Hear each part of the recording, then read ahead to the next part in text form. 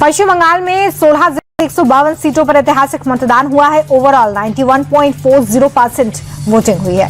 उत्तरी बंगाल के दक्षिणी दिनाजपुर में सबसे ज्यादा 94% वोट डाला गया है। यहाँ की 6 सीट्स पर फिलहाल बीजेपी के पास 3 है और टीएमसी के पास भी 3 है।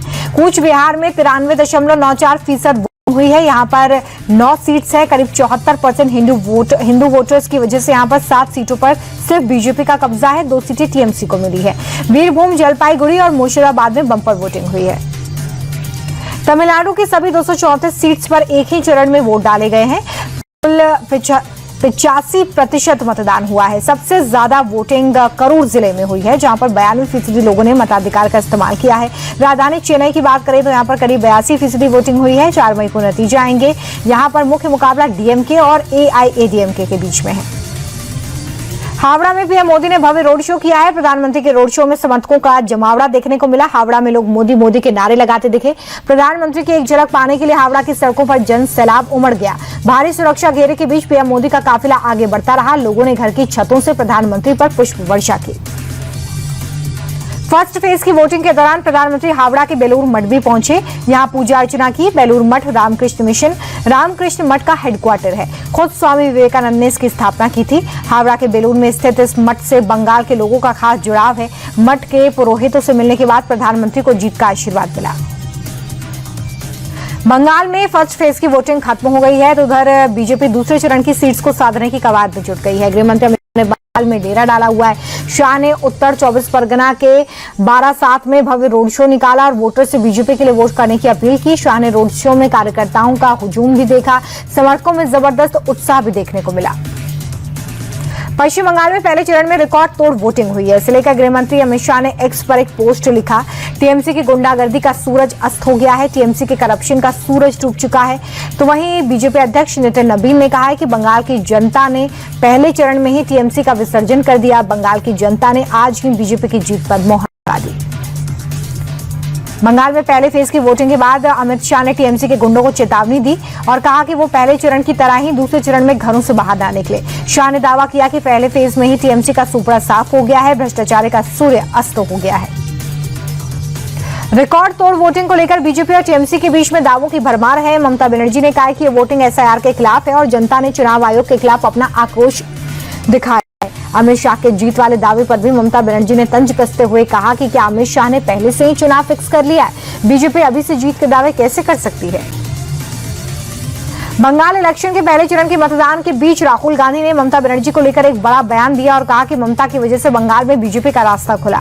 ममता बनर्जी पर हमला बोलते हुए राहुल गांधी ने कहा कि अगर ममता बनर्जी ने साफ सुथरी सरकार चलाई होती तो बीजेपी ना आती। उन्होंने आरोप लगाते हुए कहा कि ममता बनर्जी ने बंगाल में ध्रुवीकरण कराया। बीजेपी को मौका मिल रहा है।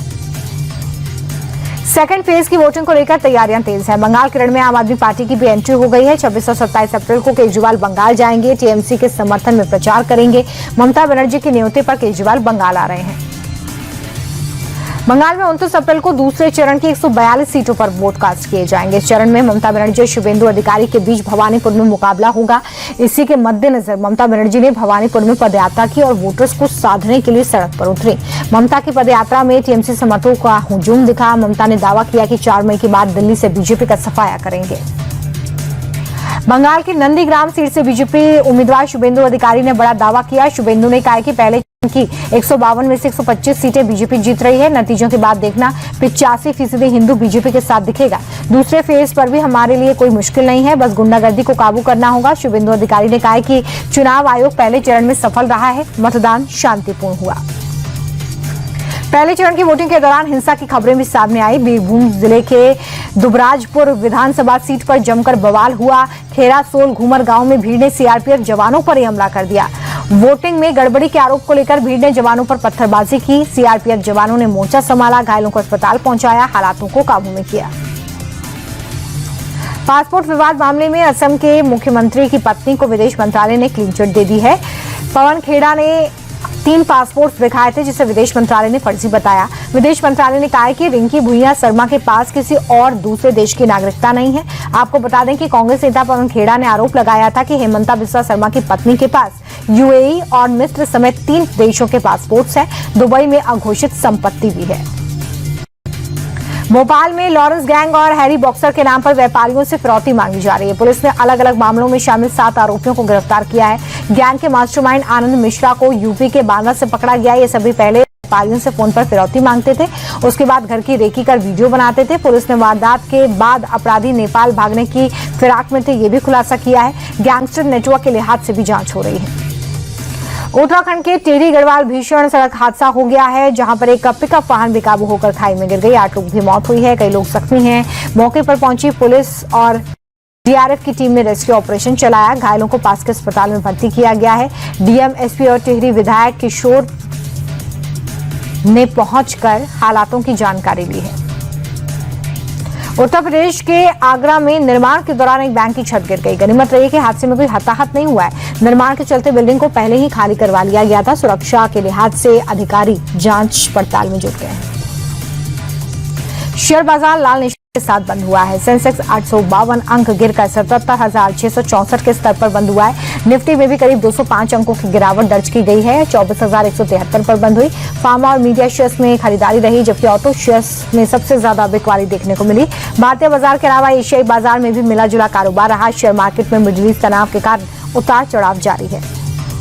अमेरिकी डॉलर के मुकाबले रुपए में आज गिरावट दर्ज की गई है। डॉलर के मुकाबले रुपया 33 पैसे टूटा है, जिसके बाद एक अमेरिकी डॉलर की कीमत 94 रुपए 11 पैसे हो गई है। इंटरनेशनल मार्केट में कच्चे तेल की कीमतों में बदलाव हो रहा है। विदेशी मुद्रा व्यापारियों का कहना है कि मिडिल ईस्ट तनाव के बीच उथल पुथल है। युद्ध के कारण डॉलर इस महीने दूसरी बार 94 रुपए के पार हो गया है।